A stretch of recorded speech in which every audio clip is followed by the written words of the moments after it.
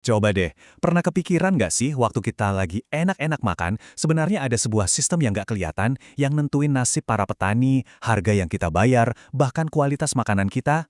Yap, ada aturan main tak kasat mata yang mengatur semuanya. Oke, yuk kita bedah bareng-bareng ekonomi di balik pangan kita. Coba kita lihat wajah-wajah ini. Merekalah pahlawan pangan kita. Fondasi ketahanan pangan negara ini ya ada di pundak mereka. Mereka yang kerja keras di bawah panasnya matahari cuma buat mastiin piring kita semua terisi. Nah, ini dia nih paradoks terbesarnya. Kenapa ya mereka yang menghasilkan pangan justru sering jadi yang paling susah buat sejahtera? Pasti ada sesuatu yang salah dalam sistemnya kan? Dan kita akan cari tahu jawabannya. Biar gampang pahamnya, kita coba ikuti satu cerita. Kisah Pak Budi. Pak Budi ini emang tokoh fiktif ya, tapi masalah yang dia hadapi, wah nyata banget. Kisahnya ini jadi cerminan dari satu aturan main yang rusak, dan dari sini kita bisa mulai lihat gambaran besarnya. Oke, jadi masalahnya ada di mana sih sebenarnya? Jawabannya ada di sebuah konsep yang namanya kelembagaan. Tenang, ini bukan istilah yang ribet kok. Anggap aja ini sistem operasi yang ngejalanin seluruh dunia pertanian kita. Jadi, apa itu kelembagaan? Gampangnya gini, ini tuh aturan main yang ngebentuk cara kita berinteraksi. Aturan inilah yang nentuin siapa yang punya kuasa, siapa yang pegang informasi, dan ujung-ujungnya siapa yang untung di sistem pangan kita. Nah, aturan main ini tuh ada dua macam. Yang pertama, kelembagaan formal. Ini yang tertulis, kayak hukum, peraturan pemerintah, atau badan resmi kayak kelompok tani. Terus ada juga kelembagaan informal. Ini aturan yang nggak tertulis, kayak norma sosial atau kesepakatan lisan antar warga. Dua-duanya, mau yang tertulis atau enggak, punya pengaruh besar banget ke nasib petani dan semua yang terlibat di dalamnya.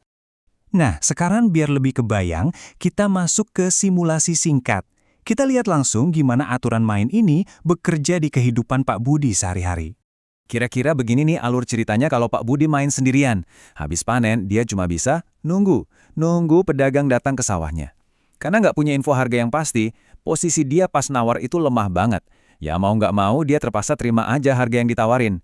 Nah, disinilah aturan main pertama yang bikin dia rugi mulai kelihatan. Posisi Pak Budi yang lemah ini bukan karena dia males ya, sama sekali bukan. Akar masalahnya itu ada di satu konsep ekonomi yang penting banget, namanya asimetri informasi. Coba deh, lihat tabel ini. Ini ngejelasin semuanya dengan gamblang banget. Pak Budi di desa, kan? Mana tahu harga gabah di kota hari ini berapa. Sebaliknya, pedagang yang nyamperin dia, wah dia tahu persis. Ketimpangan informasi inilah yang bikin posisi tawar mereka jadi jomplang. Jadinya bukan negosiasi, tapi lebih ke siapa yang pegang kendali. Dan ini dipertegas lagi sama sumber yang kita pakai. Intinya, pedagang itu bukan cuma bisa mempengaruhi harga, tapi seringkali mereka las yang nentuin harganya. Inilah realitas sistem yang dihadapi Pak Budi setiap panen. Semua ketidakseimbangan tadi itu nimbulin yang namanya biaya transaksi tak terlihat. Coba bayangin deh, waktu nunggu yang nggak pasti, resiko harga besok anjlok, untung yang harusnya didapat tapi hilang karena info terbatas. Itu semua biaya yang diam-diam ngikis hasil jerih payahnya. Tapi ceritanya nggak berhenti di situ. Gimana kalau Pak Budi nggak mau lagi main sendirian? Gimana kalau dia coba ngubah aturan mainnya? Nah, disinilah titik baliknya. Solusinya ada di kekuatan kolektif.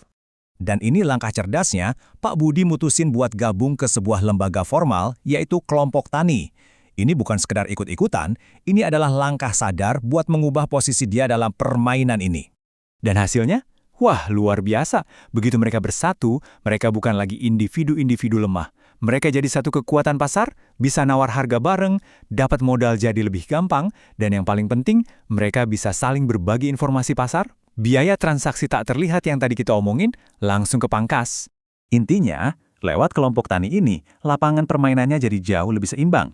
Mereka bukan lagi cuma jadi objek dalam sistem, tapi jadi pemain yang punya suara dan kekuatan. Oke, dari cerita Pak Budi tadi, kita lihat satu cara buat benerin aturan main di level petani ya. Sekarang, yuk kita mundur sedikit, lihat gambaran yang lebih besar. Karena ini urusannya bukan cuma soal nasib Pak Budi loh. Ini nih poin kuncinya. Nasib satu orang petani kayak Pak Budi, itu nyambung langsung ke ketahanan pangan nasional kita. Kalau petaninya nggak sejahtera, ya ibaratnya fondasi rumah kita goyang. Ini bukan cuma soal adil atau nggak adil, tapi ini soal keamanan pangan kita semua.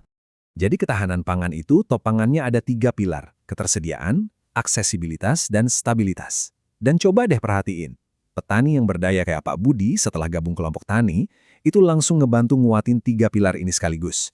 Mereka jadi lebih produktif, rantai pasoknya lebih efisien, dan harga pun jadi lebih stabil.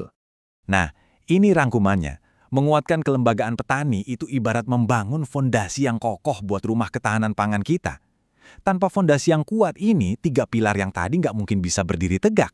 Jadi kita udah lihat kan gimana Pak Budi dan kawan-kawannya bisa nulis ulang satu aturan main yang penting banget buat mereka.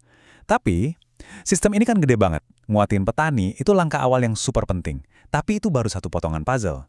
Ini yang akhirnya bikin kita mikir, aturan main apa lagi sih yang mesti kita ubah? Gimana aturan buat para pemain besar, para tengkulak, perusahaan logistik, importir, bahkan kebijakan di supermarket tempat kita belanja? Sistem pangan yang adil itu nggak bisa dibangun cuma dengan benerin satu sisi. Seluruh buku aturannya perlu kita lihat lagi bareng-bareng. Dan mungkin itulah tantangan terbesar buat kita semua.